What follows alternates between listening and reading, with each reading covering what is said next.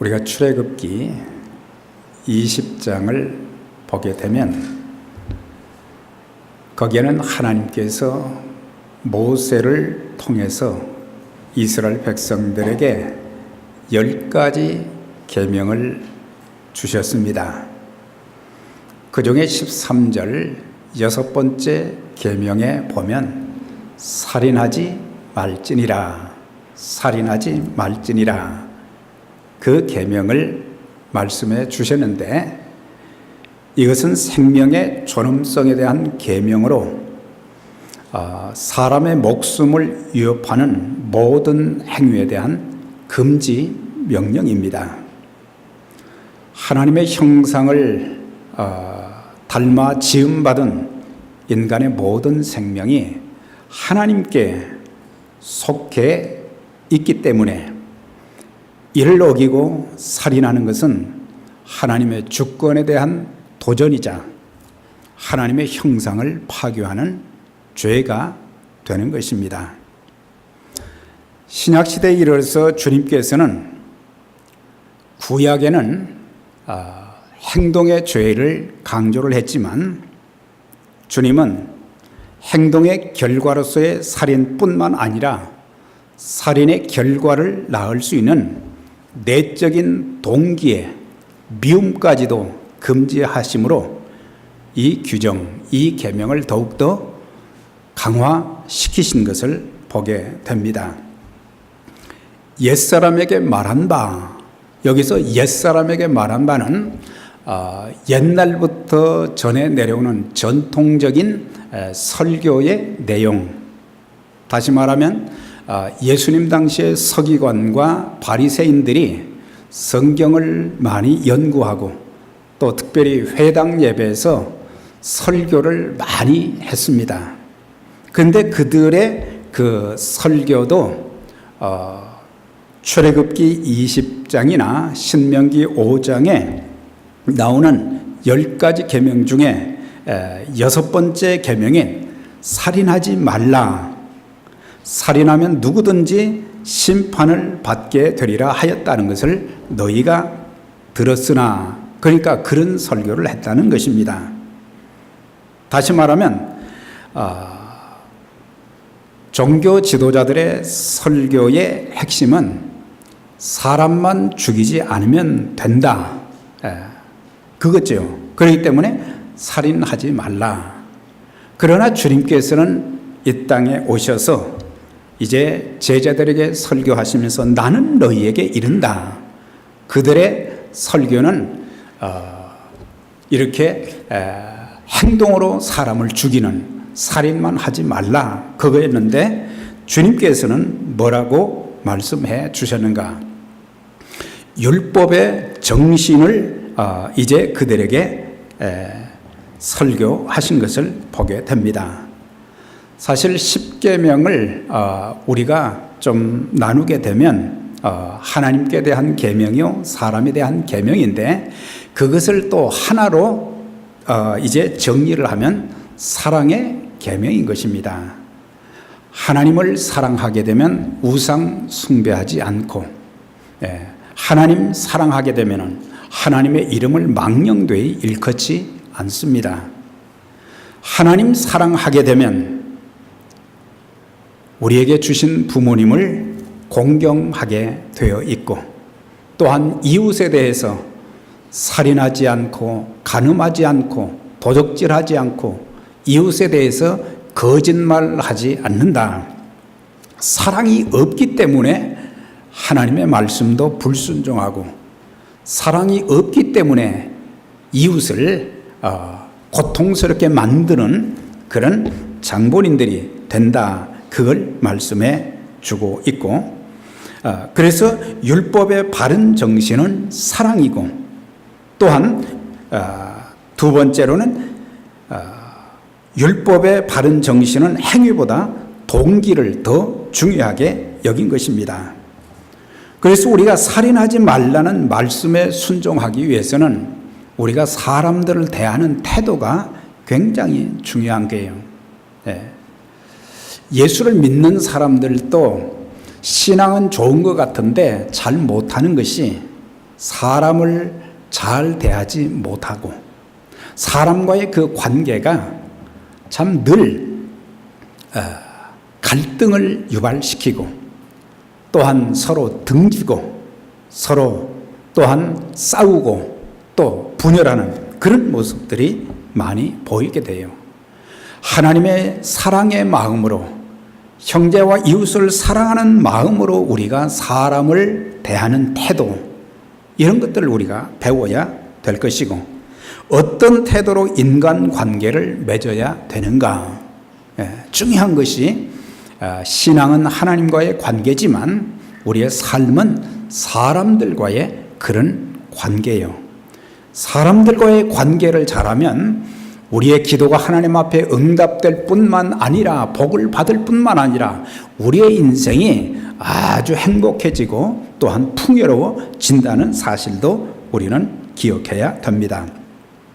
그런데 예수님 당시에 바리새인들이나 서기관들, 이런 종교 지도자들은 주님께서 말씀하신 미움이나 증오를 품는 정신적인 살인을 수없이 자행해 왔으면서도 우리는 법을 어긴 적도 없고 재판을 받아 형무소에 간 적도 없으니 우린 율법을 잘 지켰다, 그렇게 생각을 한 것입니다. 그러니까 그들은 살인만 하지 않으면 율법을 잘 지켰다, 그렇게 생각하는 거예요. 그런데 주님께서는 형제에 대한 미움, 욕설, 시기의 마음을 간직하고 있는 것도 살인의 시작이라 그렇게 말씀하고 있습니다. 요한일서 3장 15절에 보면 그 형제를 미워하는 자마다 살인하는 자니, 형제를 미워하는 자들마다 살인하는 자라 그랬어요. 살인하는 자마다 영생이 그 속에 거하지 아니한 것을 너희가 아는 바라. 영생이 그 속에 있다는 것은 예수님이 우리 안에 계시다는 것이죠.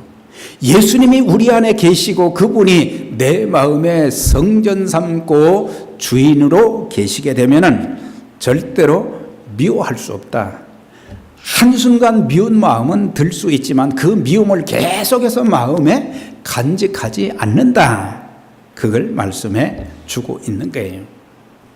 그래서 주님께서는 살인의 원인에 대해서 말씀을 하신 거예요. 구약에서는 직접적인 그런 살인, 사람의 생명을 이제 죽이는 것, 해하는 것을 말했지만은 예수님께서는 원인에 대해서 말씀하시면서 형제에게 노하는 자마다 심판을 받게 되고, 형제를 대하여 나가라 하는 자는 공의에 잡혀가고 미련한 놈이라 하는 자는 지옥불에 던져질 것이다. 이 내용을 우리는 잘 새겨야 되는 것입니다. 형제에게 노하는 자마다 심판을 받게 되고, 그러니까 주님께서는 살인의 근원은 미움, 분노로부터 시작이 되어진다.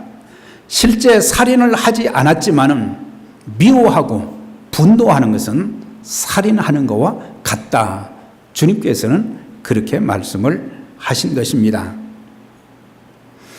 그래서 분노하는 자마다 심판을 받게 된다.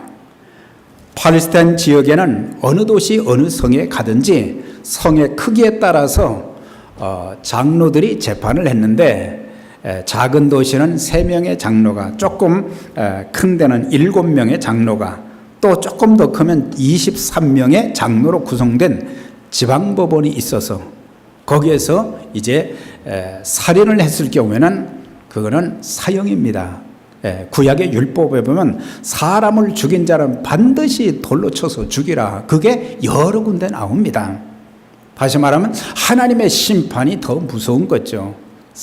사형을 당하는 것보다 더 무서운 것이 하나님의 심판인데, 그래서 형제에게 노하는 자마다, 분노를 내는 자들마다 지방법원에서 끌려가서 재판을 받는다.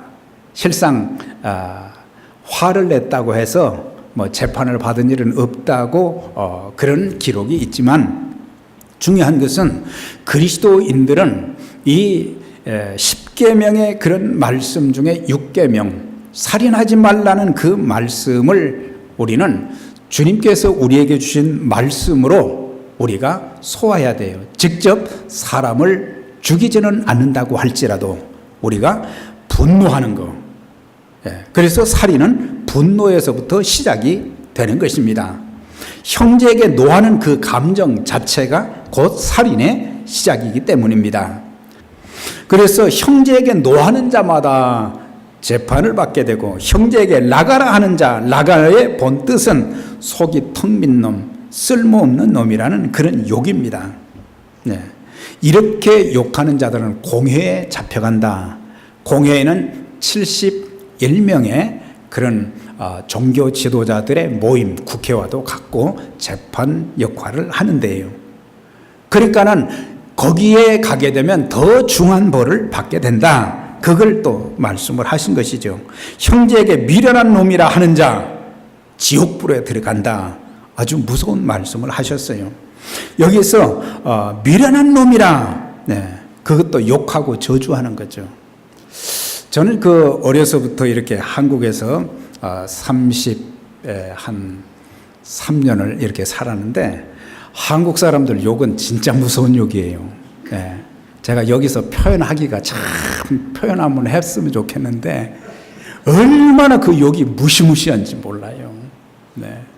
그런 욕을 예수 믿는 사람들도 미국에 와서도 그 욕을 하는 거예요. 어린아이들 밖에 내보내면 욕부터 배우고 오죠. 미국에 와서 영어 배우기 시작하면 욕부터 배우는 사람들이 있어요. 지옥불에 들어가게 된다 그랬어요. 지옥불이라는 것은 게헨나로 흰놈의 골짜기를 뜻하는데, 예루살렘 남서쪽에 가면 그 골짜기가 있어요. 근데 거기는 뭐 하는 거냐? 쓰레기 소각장이에요.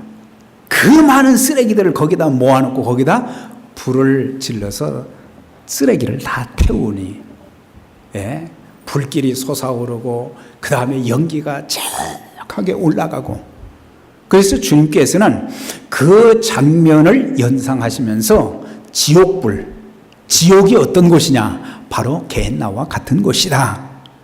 그래서 형제에 대해서 나가라, 미련한 놈이라고 하는 그런 사람들은 지옥불에 들어가게 된다. 아주 무서운 말씀을 하신 거예요. 우리 그리스도인들이 이런 부분을 많이 놓치고 교회 생활하고 사회 생활하고 가정 생활하는 그런 일들이 많은 것을 보게 됩니다. 우리가 살다 보면 분노할 일들, 절제하지 못할 때도 있어요. 그러나 우리는 즉시 성령님의 깨우침을 통해서 내가 하나님 앞에서 해서는 안 될 말 했구나. 내가 저 사람에게 해서는 안 될 말을 했구나.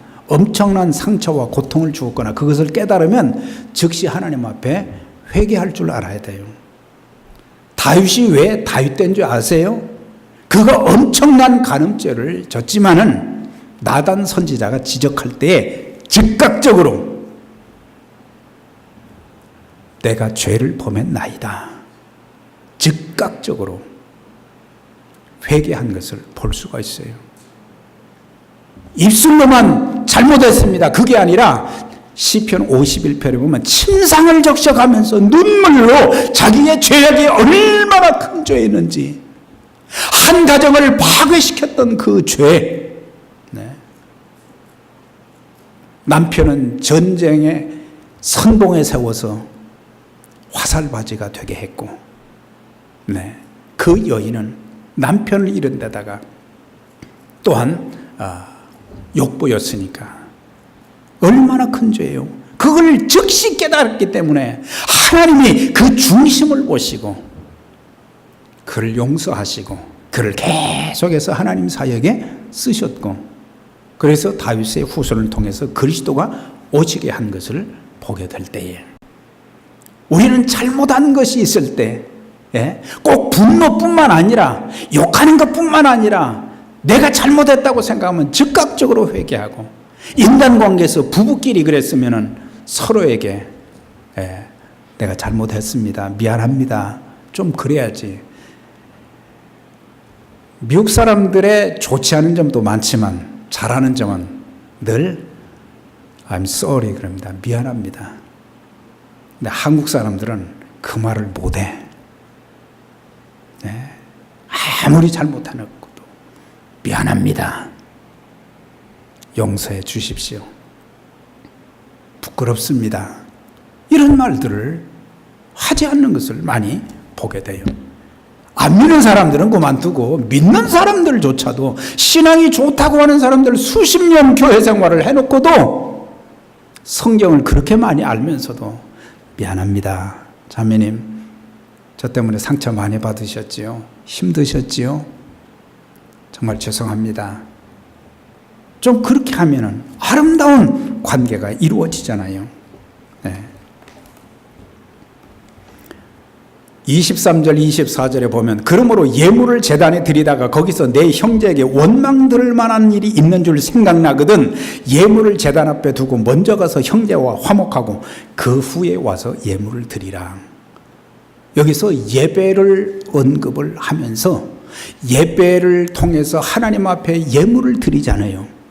예물을 드릴 때 예물 드리면 그걸로 하나님 나에게 복을 주실 것이다, 하나님 기뻐 받으실 것이다, 그게 아니고 먼저 내 마음을 살피고 혹시 다른 사람들에게 고통을 준 것이 있는가? 내 마음속에 미움과 시기와 질투, 분노가 있다면 예수님을 믿으면서 우리의 마음속에 미움이 가득 차 있고 시기와 질투, 분노가 가득 차 있는 상태에서 예배 드리고 예물 드리는 것은 사람들 볼 때는 저 사람 헌금 드렸네 그럴지 모르지만 하나님은 그것을 안 받으신다 그랬어요. 하나님이 돈이 없으신 분이 아니신데 그저 동정하듯이 헌금하는 거 그건 하나님이 안 받으시는 거예요. 우리는 헌금의 태도도 찬양의 태도, 찬양을 한 사람들은 찬양한 만큼 입술이 더 아름다워야 돼요. 찬양하는 사람들은 굉장히 중요한 것인데 우리의 예배, 예물, 봉사, 기도하는 것, 성경 공부하는 것, 전도, 선교 중요하지요. 더 중요한 것이 뭡니까? 하나님과 나 사이, 사람과 사람 사이의 바른 관계 회복이 더 중요하다. 그걸 알아야 되는 거예요. 사역만 잘하면 됐지. 그거 아니에요. 사역 열심히 했다가 나중에 하나님 앞에 섰을 때 너는 여기 들어올 수 없어. 그러면 그건 큰일 나는 거예요. 그렇다고 해서 사역이 중요하지 않다는 게 아니에요. 첫째는 내 신앙과 내 인격, 관계, 이것이 중요한 거예요.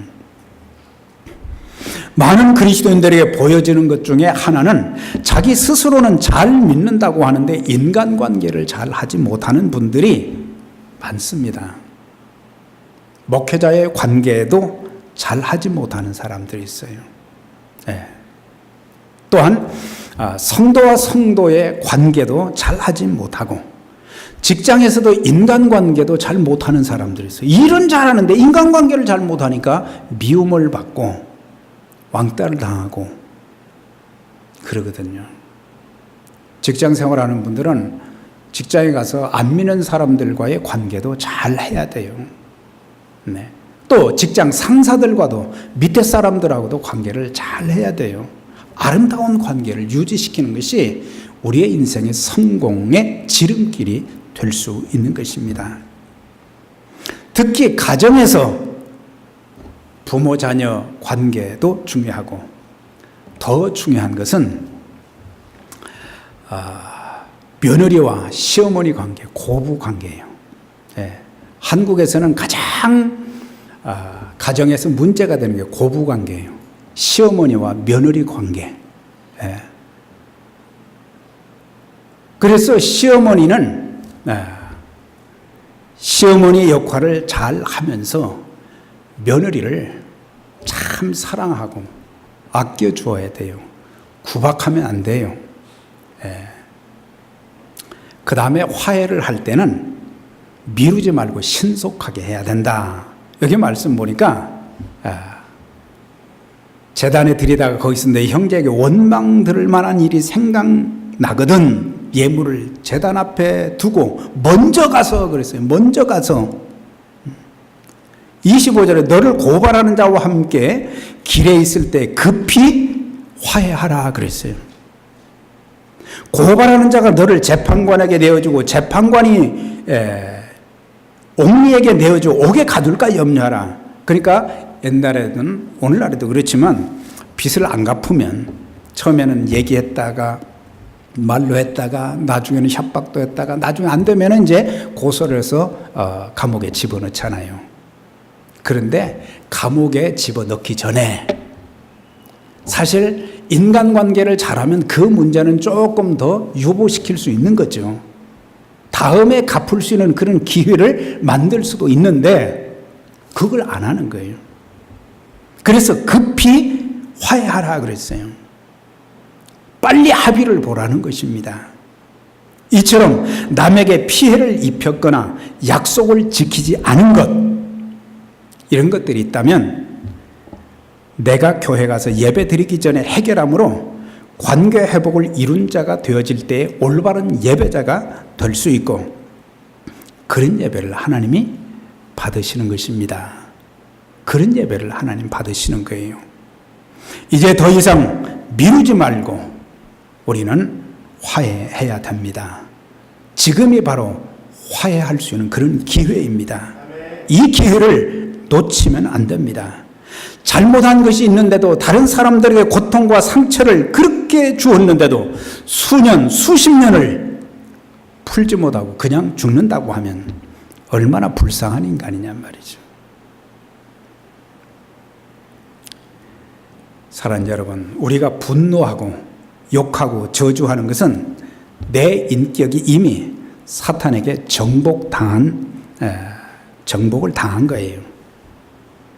그리고 또 한 가지는 내 인격이 요 정도밖에 안 된다. 내 인격이 함량 미달이다. 그것을 보여주는 것이 미워하는 것이고 분노하는 것이고 욕하는 것이다. 그렇게 말씀하고 있어요. 그러니까 내가 얼굴색이 변하고 내 입으로 하는 말을 통해서 내 행동을 통해서 나는 이런 사람입니다 하고 보여주는 거예요. 네. 아무리 감추려고 해도 그게 스스로 다 보여지는 거예요.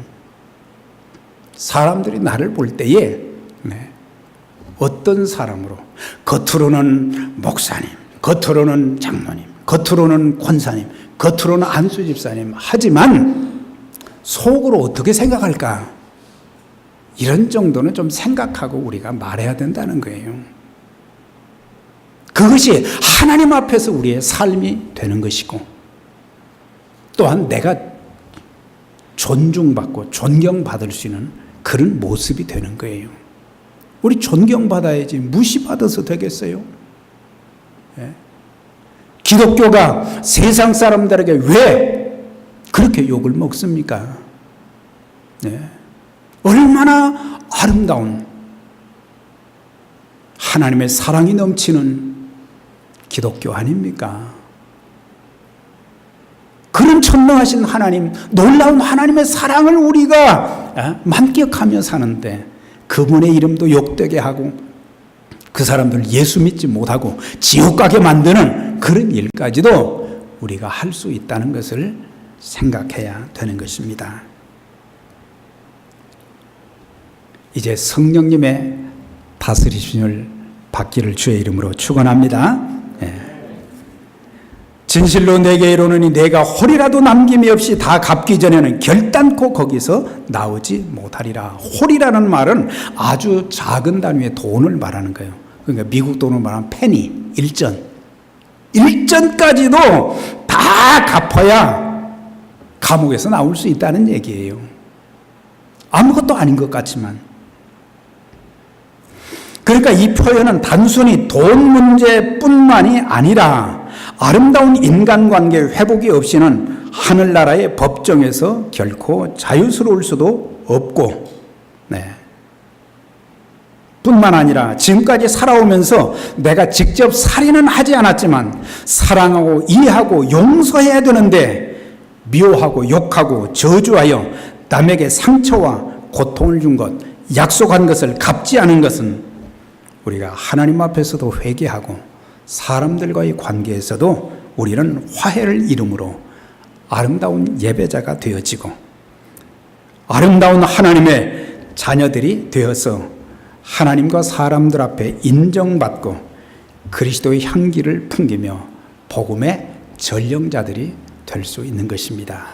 우리 모두 사람 죽이는 일은 하지 않았지만 미워하고 욕하고 저주하고 아름다운 관계를 갖지 못한 그 부분을 회개하면서 이제 살인하지 말라는 그 계명을 주님께서 어떻게 더 승화시켰는가 이런 것들을 깨닫고 이제는 그리스도인다운 하나님의 종들다운 아름다운 모습이 있어지고 또한 하나님을 영화롭게 하고 복음의 귀한 도구로 쓰임받는 믿음의 가족들이 다 되시기를 주의 이름으로 축원합니다.